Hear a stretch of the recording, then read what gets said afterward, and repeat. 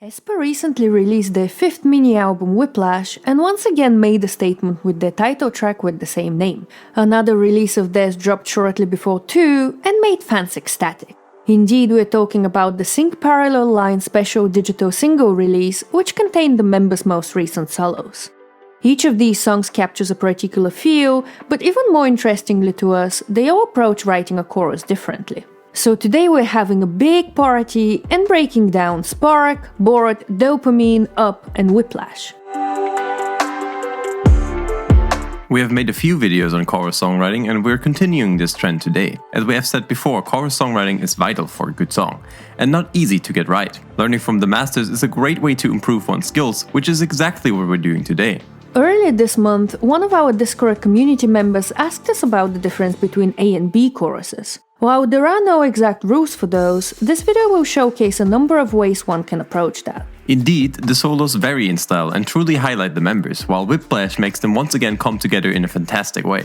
The top-line structures we hear are not uncommon, so understanding each of them truly will add to an aspiring top-liner's toolbox of fundamentals. And stay tuned till the end, as we have a special announcement. Now, let's dive into the chorus breakdowns.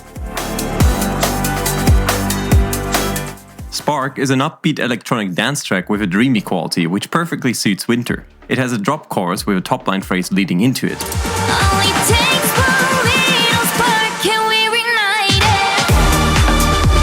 The majority of the section is instrumental, with a different melodic phrase coming right at the end.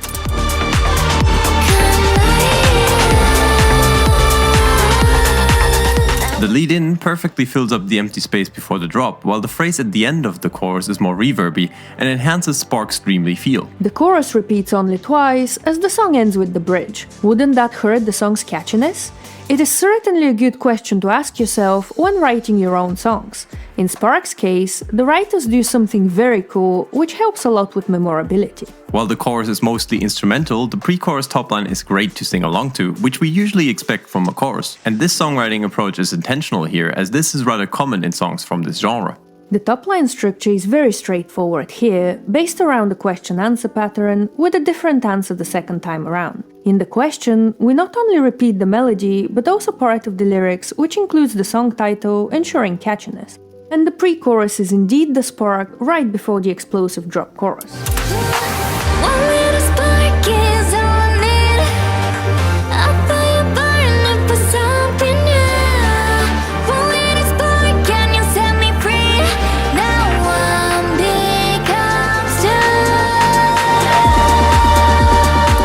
As is typical, the pre-chorus also repeats twice in the song, but with added ad-libs the second time around for extra variation.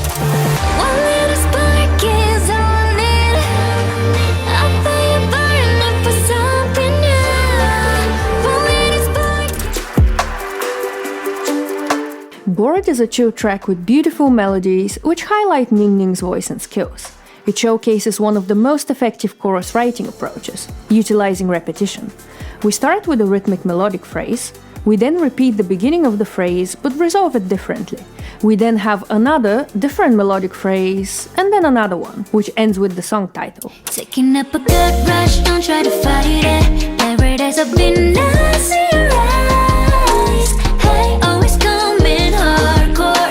I love it to the day I'm bored. As the B chorus, the whole section then repeats, however the final phrase is different the second time around. Bored does something really important with the lyrics here too. The two halves of the chorus start with similar, but not entirely the same, lyrics. However, the lyrics in the third melodic phrase are entirely the same. The fourth phrase differs in melody and lyrics too, but not too much, with both halves of the chorus ending with the song title. Taking up a new rush, I can't deny it. Turning your hellos into goodbyes. I always come in hardcore. Love to the end of the road, never tend to get bored. The chorus section repeats 3 times and, as is typical, adds extra ad-libs and runs in the final chorus for variation.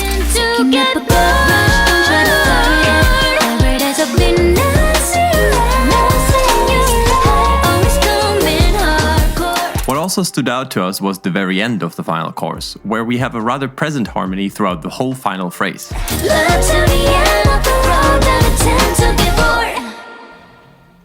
This ensures that we most definitely don't get bored. Speaking of fun, we'd highly appreciate it if you would support us over on Ko-fi. Ko-fi is currently the only way for us to monetize our content, and supporting us there will ensure that we can make more and better content in the future.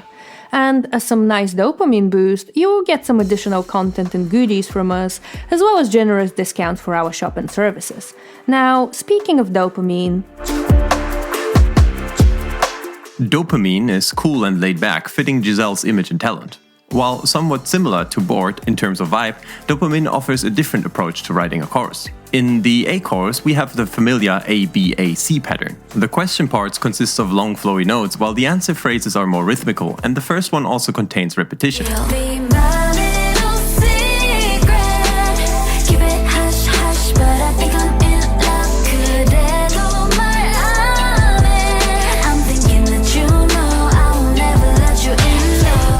The B chorus focuses on repetition, with the phrase repeating 3 times with slight variation.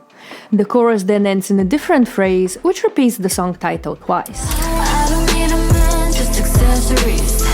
Yeah, you look so good standing next to me. Next best thing, I need dopamine. The dopamine is that dopamine. Yeah.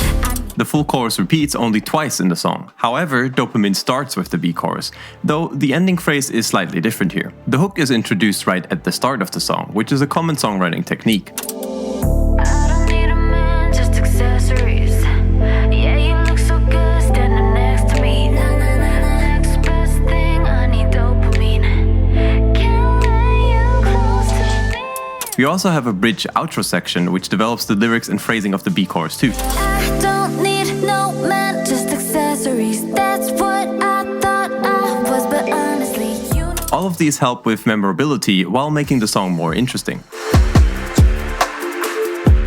Up is an upbeat and confident track, which lets KARINA's vocals and dance skills stand out. Its chorus once again begins with a question-answer pattern, but the first answer phrase is very similar to the question phrase, while the second answer phrase introduces contrast. Spice it up, hold up, burn it up, simmer down, controller, up, roll up. In the B chorus, we get a new phrase which is higher in pitch and repeats again with a small variation. We are then back to the original question phrase, though we have added vocal production, and finally we get another answer phrase to finish off the chorus. Round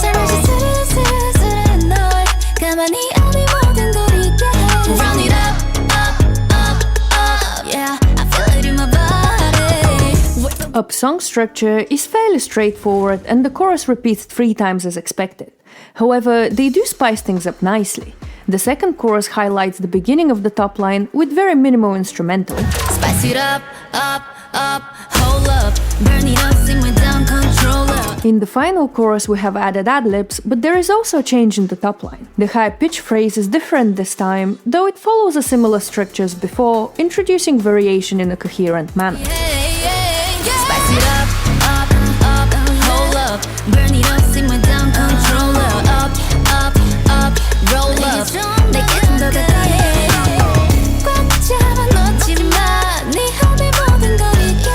And we also wanted to point out something interesting they do in terms of songwriting outside of the chorus too. In the verse, we hear a short catchy phrase. We then hear this phrase again, an octave higher this time, at the very end of the pre-chorus, perfectly leading us into the chorus. Get it all out, I pump it, I pump it, I pump it up. So don't stop it, I pump it, I pump it, I pump it up. This is called musical foreshadowing, and it is a fantastic way of introducing coherence across different sections. We went more into depth about this last time, so make sure to check out the video if you haven't yet. Last today, but not least at all, let's break down Whiplash.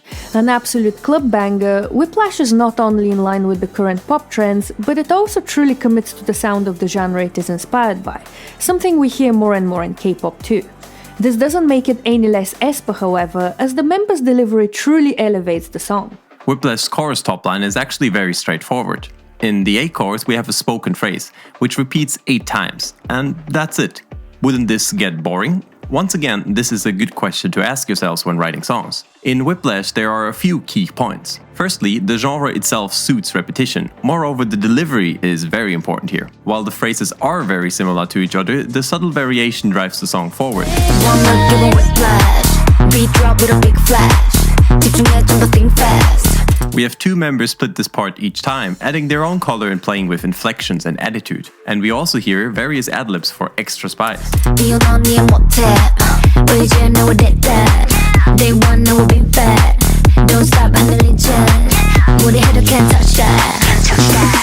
The B chorus is pretty similar in approach, but the repeated phrase is much shorter and only contains the title of the song. Except for at the very end, as the B chorus ends how the A chorus started. We also hear all members every time around, with each of them once again adding their own vocal color and attitude. Whip whiplash Whip whiplash Whip whiplash Whip whiplash Whip whiplash Whip whiplash Whip whiplash One look give 'em whiplash. The whole song structure is rather intriguing too. What we assume is the beginning of the first verse ends up being the A chorus. One look give 'em whiplash Beat drop with a big flash 집중해 좀 더 think fast 이혼 언니의 모텔. We go into a full chorus right after verse 1b. This means that at the point of 1 minute and 9 seconds, we have in fact heard the A chorus twice and the B chorus once already, while the usual for most classic pop structures would be to have the first chorus starting slightly before the 1 minute mark. We then have a different verse 2a and a verse 2b we are already familiar with. We have a pre-chorus this time around, which is followed by the A chorus only. The bridge offers more variation and we are finally back with a full A and B chorus with a few new though subtle ad-libs. This structure further ensures that we're getting the right amount of repetition for the main hook to make it catchy, while avoiding repeating it too often and potentially making the song boring. Every chorus we studied today took a different approach, but also contained some similarities. We can see that to write a good catchy chorus, the balance between repetition and variation is vital. It is also important to consider which elements you want to have in the A chorus and which elements in the B chorus, as well as how the energy would flow from one into the other. What this means would largely vary depending on song genre and delivery, but ultimately we have one goal: hook the listener and make them stay. But what is your favorite Aespa solo? And what did you think of Whiplash? Let us know in the comments down below. And we haven't forgotten, we are currently preparing a special festive episode driven by our community, so join our Discord if you want to take part. As a bonus, we also discuss the releases and songwriting in great detail and hold many special community events. And as usual, huge thanks to our Ko-fi supporters, and if you want to learn more about toplining, check out this video right here.